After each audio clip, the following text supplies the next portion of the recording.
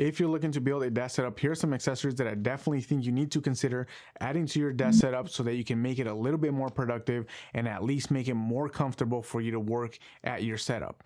Now, I will be sharing more broader categories rather than very specific accessories, just because everyone's a little bit different. What works for me might not work perfectly for you, but I am willing to show you different options that you can go with, all within the same category to kind of still achieve the same goal. And anyways, if you guys already own any one single accessory, here are different ones that you guys can consider within the same category in case you guys need to level up or you guys want to change out the one that you currently have. And I'm going to assume that you already have a desk, but if you don't, and this is the first desk setup video you're watching, just make sure that your desk is sturdy. I really like the IKEA countertops because they definitely offered a variety of different options. And then you can always get a sit stand desk frame from Amazon or from IKEA as well. I've tested some of their manual sit stand desks and they still work really great. You can get a regular frame, or you can just get some more budget alternatives like the Dallas desk legs and pair it with an Alex drawer, just like I have my desk back there. That's not going to be a sit stand, so you won't be able to adjust it, but it still works just as great. Their countertops are definitely sturdy enough to hold a lot of your tech. And as for the first category of accessories, I definitely think you need to upgrade to a monitor if you don't already have one. Even if you have a laptop, if you're using it in clamshell mode, having a monitor is always a great accessory so that you can work better and have more workspace that you can work with. Now, I personally am a huge fan of the 5K displays, especially if you're coming from a Mac. You have that Super Retina display on your MacBook, so having a display that also matches that pixel density is always a great option. I was using the LG 5K, which unfortunately broke, and I've sent it in for repair. So I'm using an Acer monitor, which we'll get to in a second, but the LG 5K monitor is a great option. I'll leave a video up here that you guys can watch on my review of that monitor. The Apple Studio display is another great option as well. That one's going to be a little bit more expensive than the LG 5K. They both basically share the same screen, so either one of them is a great option. And if you are coming from a Windows laptop, I definitely think that you can't go wrong with an OLED if you are balling on a budget and you just want one of the most expensive, one of the best monitors out there that you can get. That's going to last you a long time. But if you are more on the budget end, you can definitely find different options. I feel like monitors, just like TVs, they've come down in price and you can still get great tech. I think for around $300, you can get a great option. You can get options from LG, from Dell, from BenQ, from Asus, from Acer. They're all pretty much readily available and you can get them just at your local Best Buy or through Amazon. I'll be leaving affiliate links down in the description to some of my top options that I would recommend around that price point. But if you're someone that's just looking for something very budget friendly, this Acer monitor actually works really great. This is a 24-inch, I believe it's a 1080p monitor, and I really like using it. Again, for the stuff that I'm using it right now, I am using it for web browsing. I'm writing all my scripts. I'm doing basically just day-to-day tasks, and it works really great for that. Anytime it does come to being more on the creative side, photo editing, video editing, things like that, I will open up my MacBook because I do want a more color accurate and higher quality screen. So if you're someone that's more on the creative side and you want something that's higher quality, definitely go for something more than $100. But if you're someone that's super tight on a budget and you just need something for web browsing, to watch YouTube, to write all of your papers for work or for school, I think a budget monitor like this is also a great option. But the second category of accessories that I think you guys need to upgrade is getting a better sound within your desk setup. Now, I personally like using speakers. I'm using currently the Edifier MR4s. These are great speakers. They're more on the budget end. They came in at around $100 and they sound great. They work well with your laptop. You can hook them up with the left and right channel to an audio mixer or an audio interface, which I'm using the Vocaster 2, or you can just hook them up with an aux cable, whether that's to your phone or to the monitor or to your laptop. And I do like using speakers because then you can hear your whole surrounding, you can listen to your music, and it won't also damage your ears.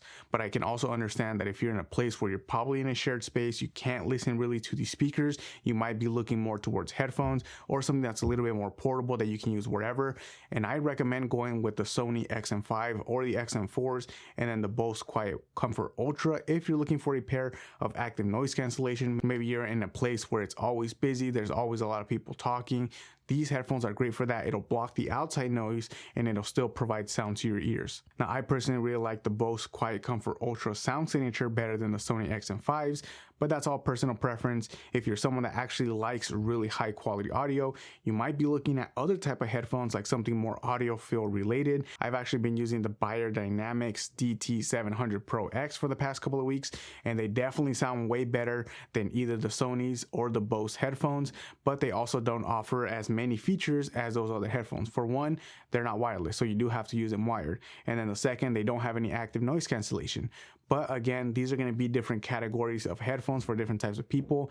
If sound is your number one priority, definitely go for the more audiophile grade. But if the features and kind of having the active noise cancellation is the number one priority, I definitely recommend the Bose Quiet Comfort Ultra. And then all of these accessories are going to need to be hooked up to your laptop via a USB-C hub. And luckily, today's video sponsor, Accessories, did send out this 8-in-1 USB-C hub, which I really like to use with my laptop. It can take up to 8 different connections and use it or power your laptop via one USB-C port. And this USB-C hub is not limited only to MacBooks. You can use it with iPads, you can use it with tablets, with phones, you can use it with a lot of different devices. I currently am using it to drive a 16-inch MacBook Pro, and thanks to the 100-watt output, it can actually charge my laptop and not have it drain the battery and not kind of just do the whole trickle charge thing where it only charges whenever I'm not using it. And because it is a hub, it allows you to connect different accessories, not just charge your laptop. Currently, I'm using this one to also hook up this monitor and also the Vocaster 2, which I'm actually using to power this microphone. I'm using it to power the speakers as well as my headphones whenever I am monitoring any type of audio like this one.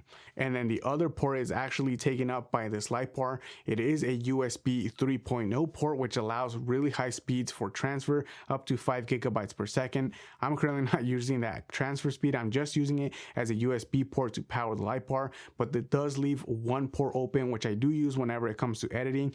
I can use my Angel Bird SSD Mini, which I have hooked up right now to the Atomos Ninja 5. I can use that and hook it up to the laptop, and it will allow me to edit with all the files straight off of the SSD Mini onto the laptop without taking another port on the laptop itself. And plus, the adapter I already had was USB-A port, not a USB-C port, so I can use it with this adapter without any issues. And then the other 2 extra slots are going to be for SD cards. It has a regular SD card slot and also a mini SD card slot.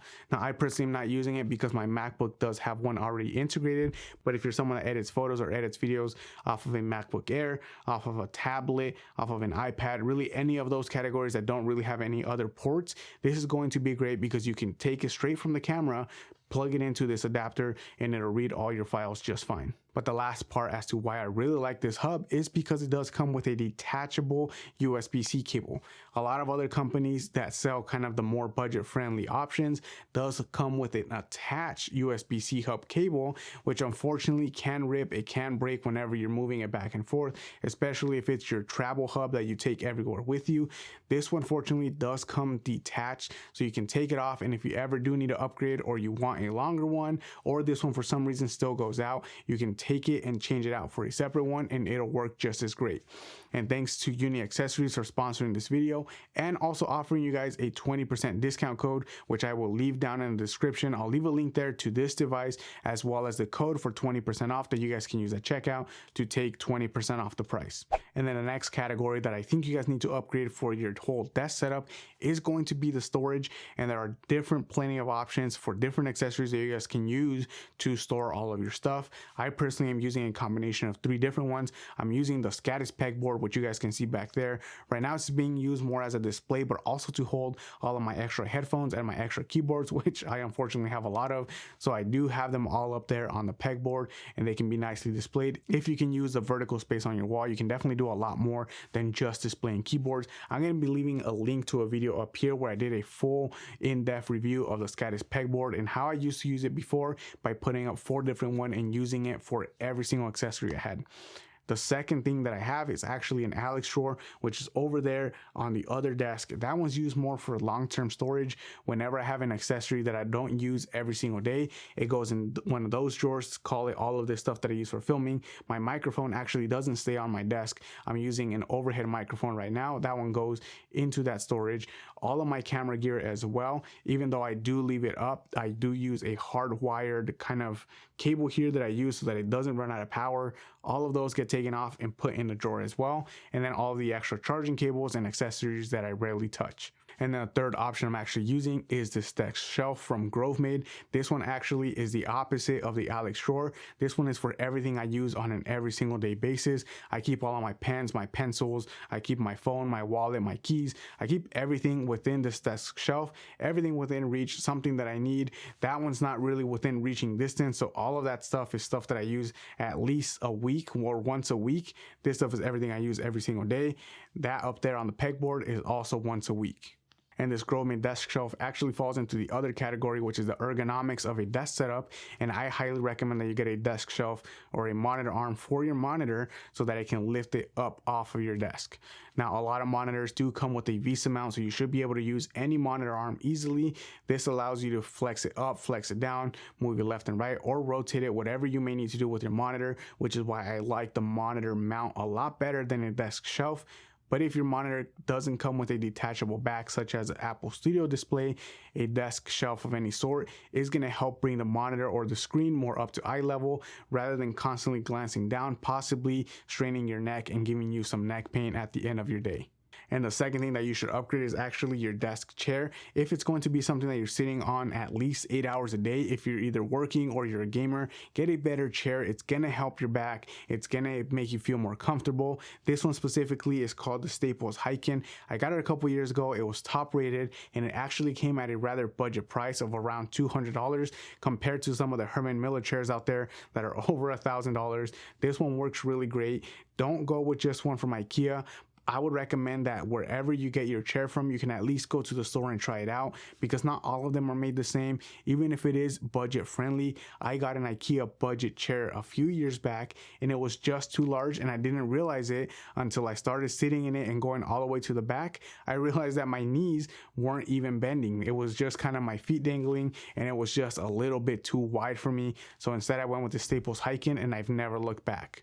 At the end of the day, you should just build a desk setup that's actually more comfortable for you than anyone else. Make sure that it doesn't kill your productivity and it also doesn't kill your creativity. So make sure you also add in some room design around on the walls, around the desk. Get some things that are going to inspire you, some things that are going to make it a comfortable working space, because if you're going to be sitting here for 8 hours out of the day, you definitely want to be comfortable and you definitely want to be inspired. I don't recommend that you go out to watch a YouTube desk setup video and just copy and paste everything over, but definitely get some inspiration. If they have an accessory that you really like that you want to try out, get it for you, but don't force yourself to like it. Like if they have speakers but you prefer headphones, then maybe speakers just aren't for you. Maybe look for something more in the headphone space where you can get a good pair of headphones that are going to work best for you. At the end of the day, everyone works best in different set of scenarios. Some people like a messy desk. Some people like a clean, minimalistic desk. There's different desk options out there. So definitely find one that works best for you, that's going to be comfortable and that's going to keep you inspired. But what do you guys think? Are any of these accessories something that you guys already own? Do you guys have an actual desk setup already built? Let me know down in the comments. As always, thank you guys for watching. Click here to watch another one of my videos and I will catch you guys in the next one.